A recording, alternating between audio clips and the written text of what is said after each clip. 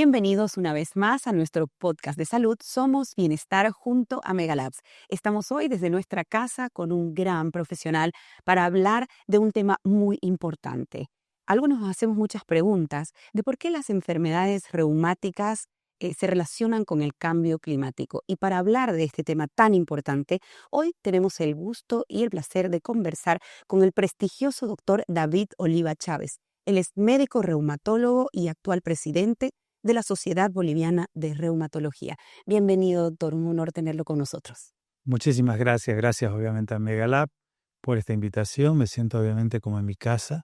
Hoy vamos a hablar de este tema. Vamos a tratar de desarrollarlo lo mejor que se pueda, de ser claros, concisos, de que la gente obviamente entienda, comprenda de que no es solamente el dolor o la percepción dolorosa o el gatillo de una inflamación cuando ocurren obviamente estos cambios climatológicos, sino que también es un aviso de que uno pueda tomar como un criterio de alerta para ver si está sufriendo o está iniciando un proceso ya reumático per se a estos cambios obviamente de clima o cambios atmosféricos que influyen ya eh, con evidencia científica y demostrado obviamente desde el punto de vista científico médico de que el clima y los cambios atmosféricos sí tienen obviamente influencia sobre el dolor y sobre sentir o percibirse por ahí enfermo o percibir malestar osteoarticular.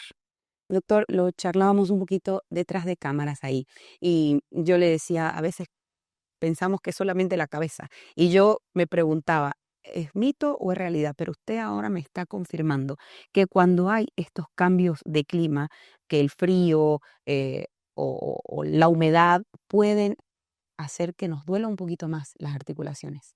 Seguro que sí. Cuando uno percibe dolor, ¿ya?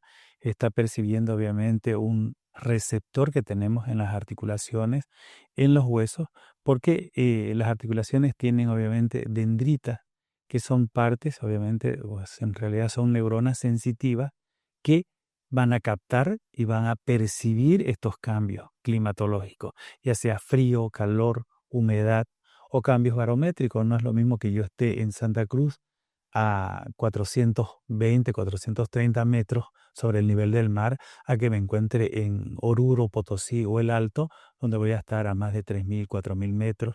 Y eso influye también sobre las articulaciones, sobre los músculos y los percibe. ¿Cómo lo va a percibir? Transmitiendo obviamente esto que es obviamente dolor, adormecimiento, calambres en algunas oportunidades y otras en contracturas musculares.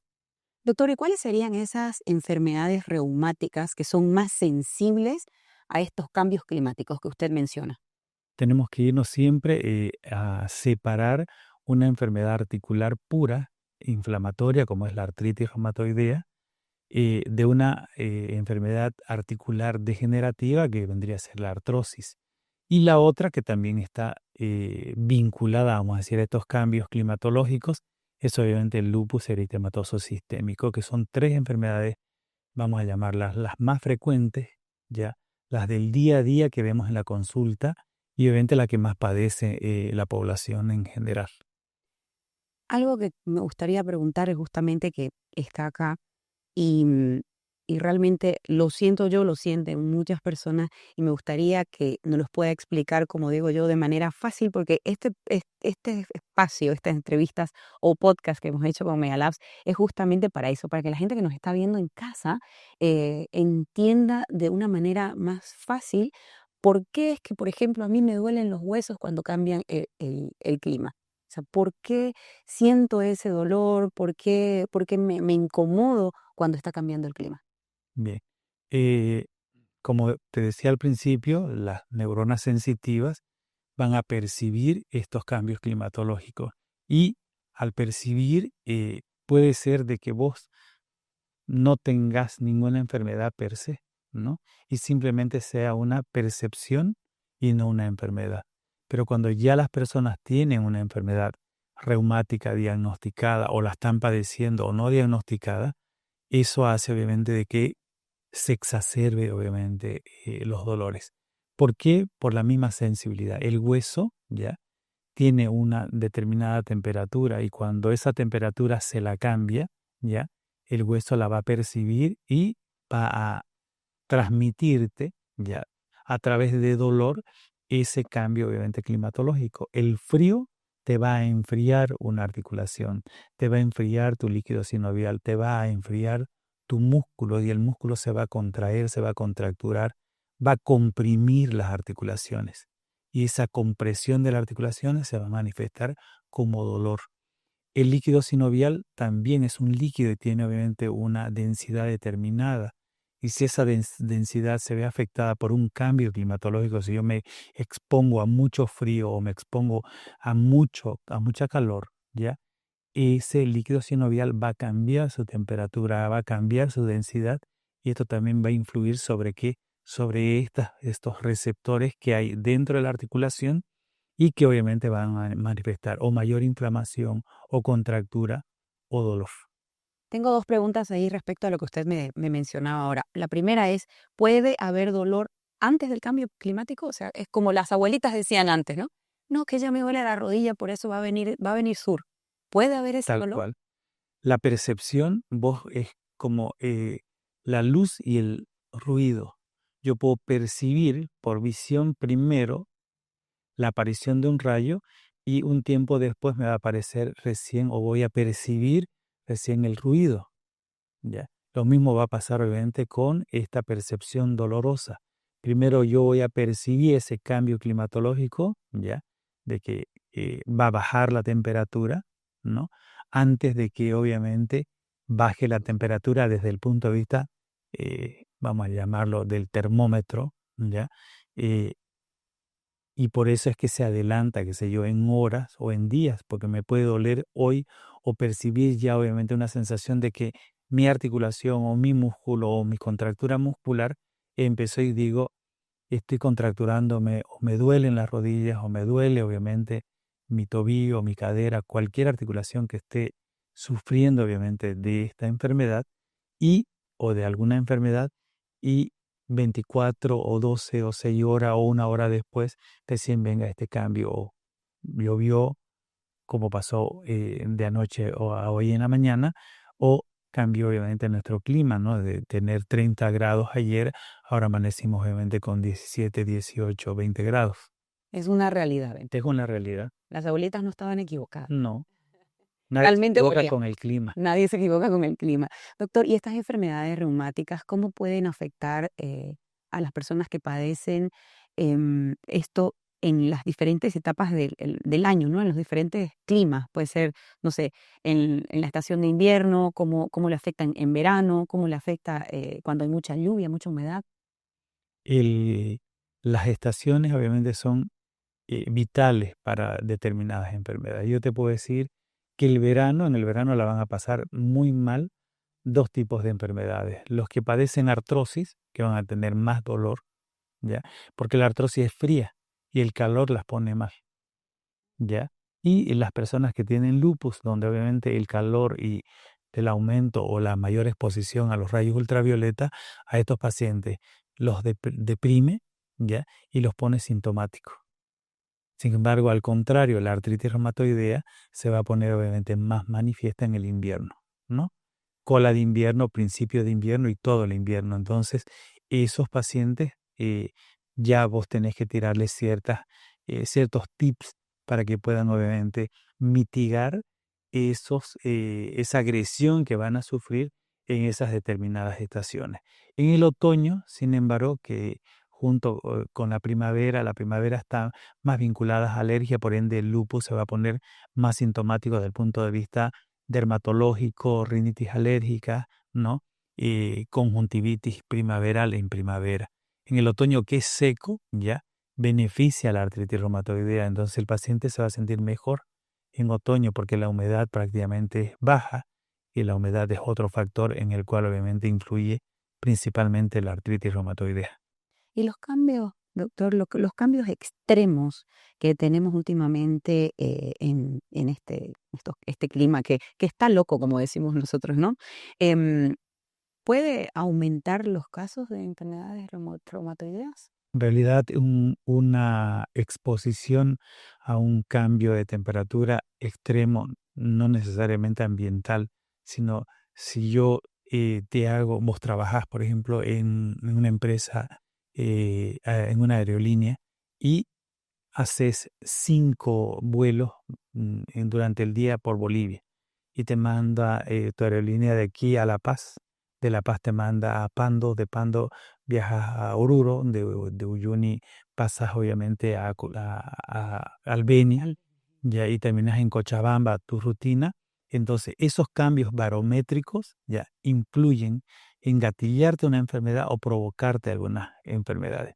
Nosotros tenemos un tipo de reumatismo que se llama reumatismo aeronáutico o manifestaciones reumáticas del piloto, ¿no? Donde estos pilotos, en realidad son todos los que trabajan en aerolíneas, pueden padecer primero necrosis ósea vascular porque son propensos a hacer trombosis, pero trombosis obviamente no solamente trombosis venosa, sino también trombosis de la circulación de los huesos. Y eso nos va a llevar a que no haya circulación en determinadas zonas y esa zona ósea sin circulación se necrose.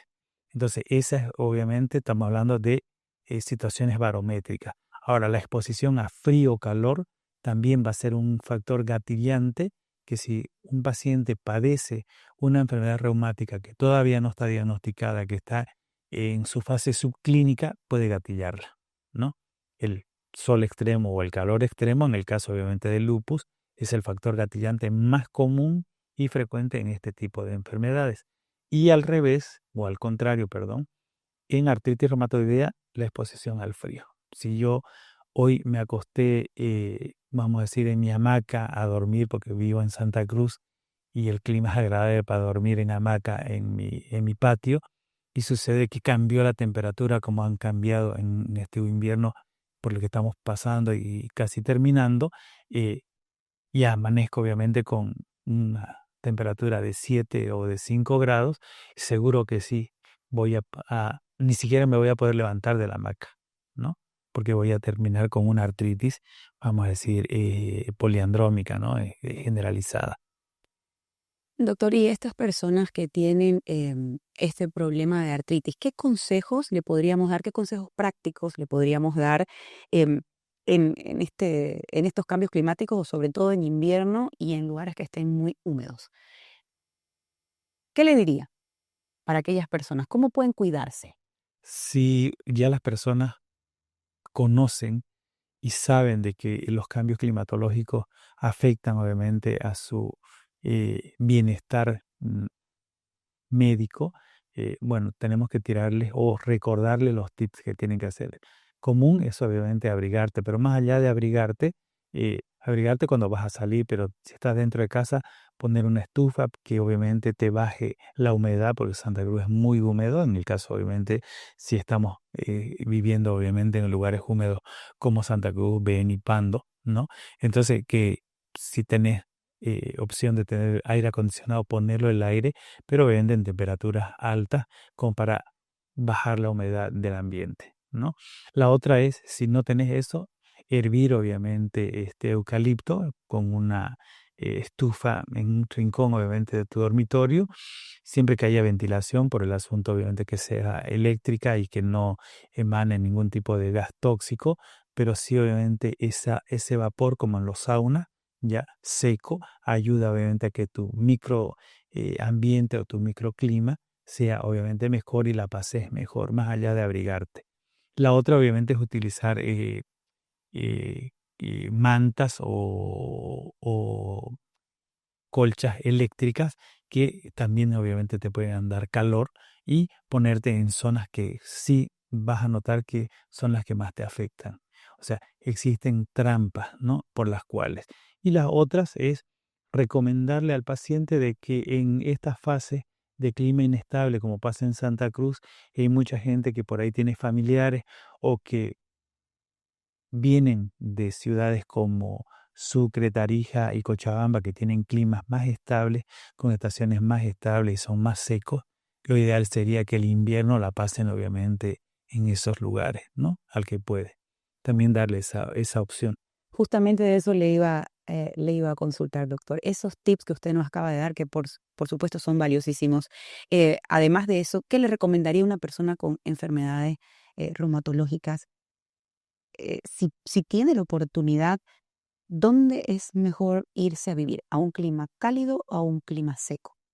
Si yo padezco de artritis reumatoidea, lo ideal sería que yo viva entre Sucre, Cochabamba o Tarija, donde la humedad es muy baja, ¿no?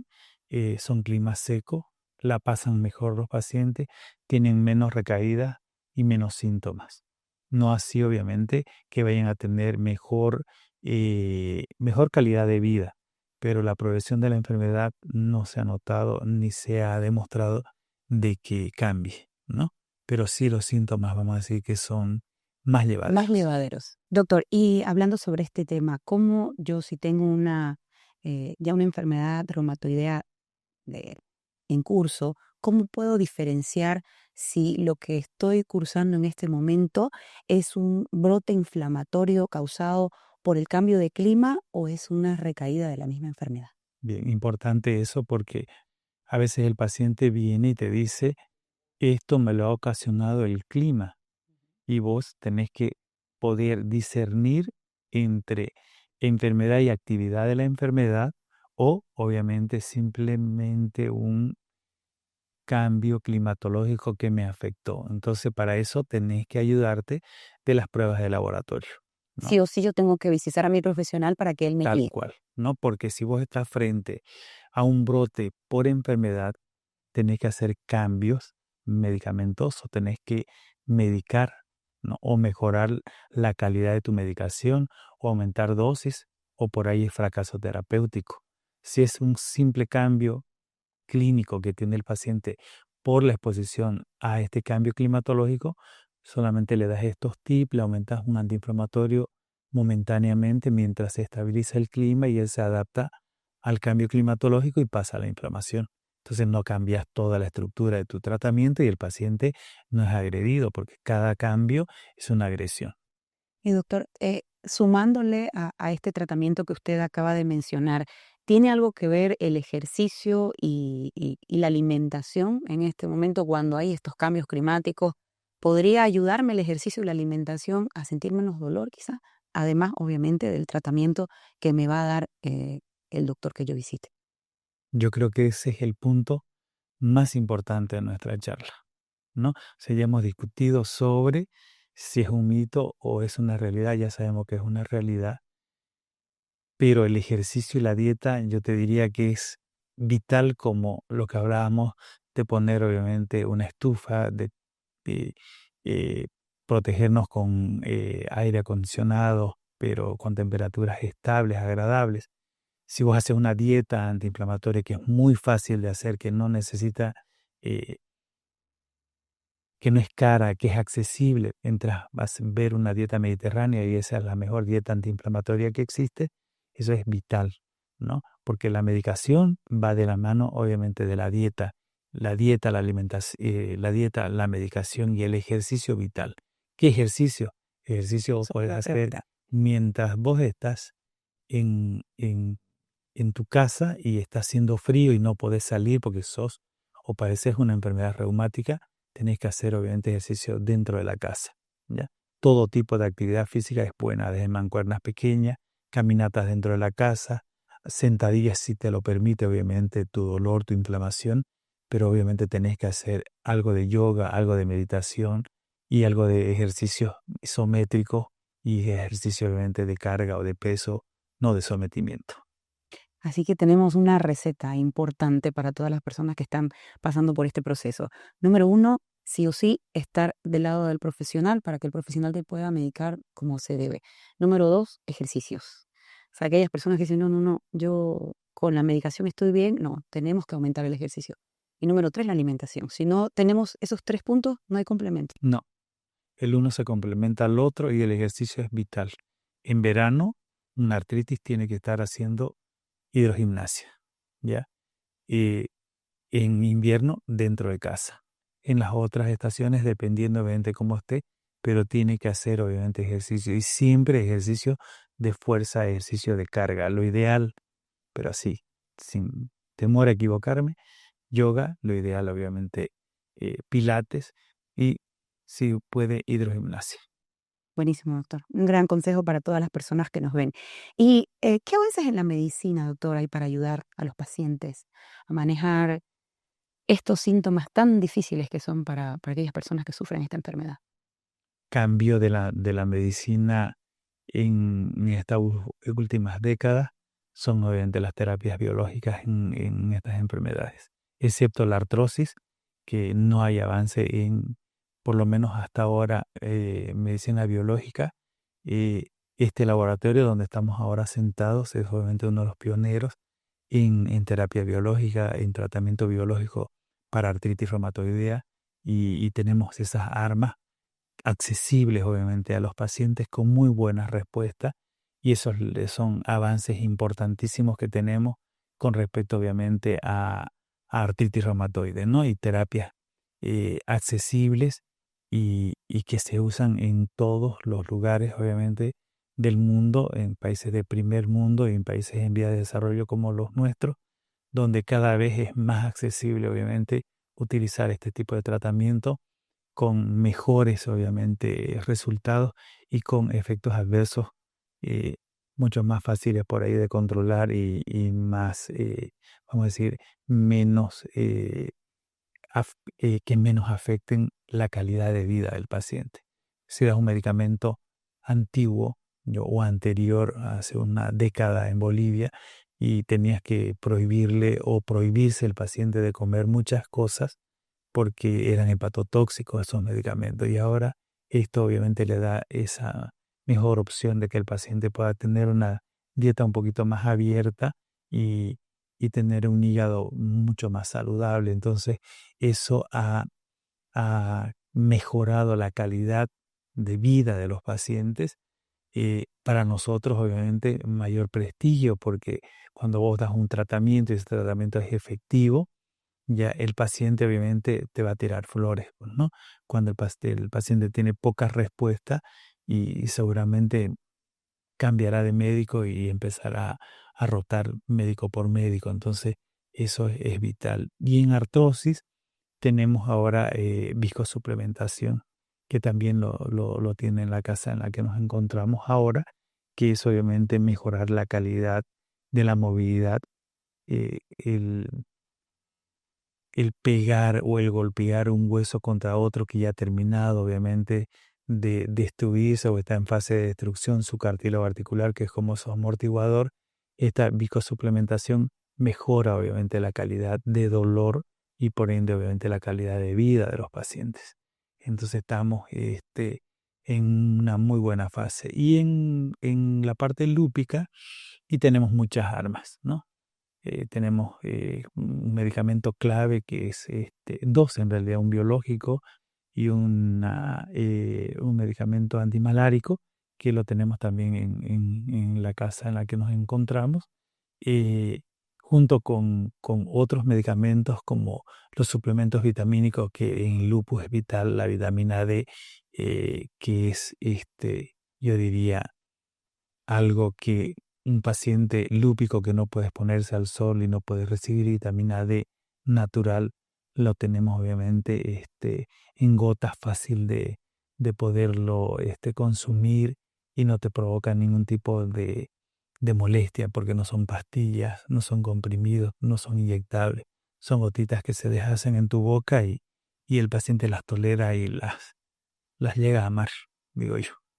Muchísimas gracias, doctor. Valiosísima esta entrevista que hemos tenido para todas las personas que nos están viendo. Me gustaría que hagamos un pequeño resumen y le digamos a todas las personas que van a ver este podcast cuáles serían los consejos más importantes para aquellas personas que están empezando a atravesar un, un proceso de artritis reumatoidea, digamos.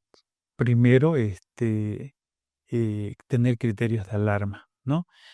Utilizar obviamente redes sociales, tenemos todos acceso a inteligencia artificial, pongan sus síntomas, consulten obviamente a través de la inteligencia artificial, que es un arma que no podemos obviamente dejarlo de lado o dejarlo o perderlo, ¿no?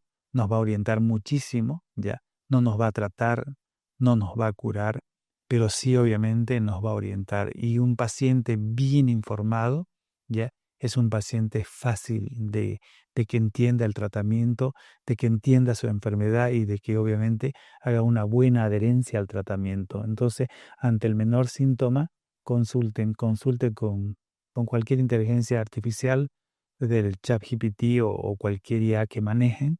Es vital eso, ya. Si tienen un médico accesible, consulten si obviamente no lo quieren o no quieren utilizar inteligencia artificial. eh, con un médico, con una persona que esté padeciendo una enfermedad reumática, pero no dejen pasar el tiempo porque el tiempo es precioso, es vital en estas enfermedades. Mientras más tiempo perdemos, la enfermedad avanza y avanza de manera silente y ese tiempo que perdimos ya no lo podemos recuperar, ¿no? Entonces, en los porcentajes que tenemos desde el inicio de un síntoma hasta que llegue al reumatólogo pasan 2 años. Y ese Sí. tiempo es irrecuperable, o sea, ni aunque le demos la mejor medicación, los mejores consejos, ese tiempo se perdió y no lo podemos recuperar. Si esto lo hacemos mientras más temprano consultemos, mientras más temprano tengamos diagnóstico, obviamente el pronóstico va a ser lejos mejor y no tan sombrío. Muchísimas gracias, doctor. A Gracias ustedes por por su su invitación. tiempo. Me gustaría que le pueda decir a todas las personas que nos están viendo también dónde lo podemos encontrar, por si es que empezamos a tener estos pequeños dolores de las enfermedades reumáticas. Y como usted dice, no hay que esperar, no hay que esperar esos 2 años. Si ya empezamos con esos dolores, importantísimo buscar ayuda y me encantaría que nos pueda decir dónde podemos encontrarlo. Claro que sí. Bueno, mi nombre es David Oliva, ya lo saben, yo tengo 2 consultas. La primer consulta que es en las mañanas, estoy en Medical Center, que está en la avenida Banzer, entre el cuarto y el quinto anillo, y en el Instituto Boliviano de Reumatología, que queda diagonal del Hospital San Juan de Dios, perdón, del Hospital Japonés. En cualquiera de estos 2 lugares me pueden encontrar. O en las redes sociales, obviamente, como David Oliva, en Facebook, en TikTok y obviamente en Instagram. Estoy para servirlo y para lo que ustedes quieran, me pueden consultar, incluso obviamente por redes sociales y ayudarlos obviamente y orientarlos. Muchas gracias. A Gracias por el ustedes. tiempo. Gracias a todos por habernos acompañado y por supuesto, un honor poder haber estado con el prestigioso doctor Oliva aquí para hablar de un tema tan importante como son las enfermedades reumáticas. Será hasta una próxima oportunidad. Esto fue Somos Bienestar, tu podcast de salud junto a Megalabs. Gracias. Megalabs. Somos bienestar.